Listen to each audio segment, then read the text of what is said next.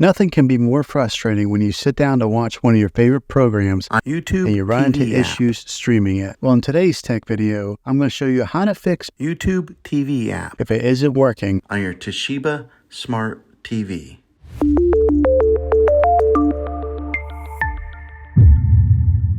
Let's see if we can fix your problems and get YouTube TV app back up and running as quickly as possible. The first one, it's the easiest one to try, and that is to unplug your TV from the wall outlet and wait 60 seconds. Now don't be impatient here. Wait the whole 60 seconds, then plug it back in. This is very different from turning your TV on and off with your remote control. This is what we call a hard reset of your TV, so make sure you do this method. If that doesn't work, then find your router that is giving you Wi-Fi and unplug the power to that for 60 seconds. Then plug it back in. If it fixes it, great. If not, let's go ahead and move on to the next method. Try deleting YouTube TV on your TV. Go to wherever the apps are located on your system and remove the app altogether. Then reinstall YouTube TV again. After you reinstall it, you might have to log back in with all of your credentials, but hopefully this will work. And if that doesn't work, then I recommend buying an affordable Roku stick, Fire Stick, or Apple TV 4K and plug that into your TV and use that as your main streaming player, and you'll be able to access YouTube TV that way. I'll put links in the description down below of where you can get one. There you have it, folks.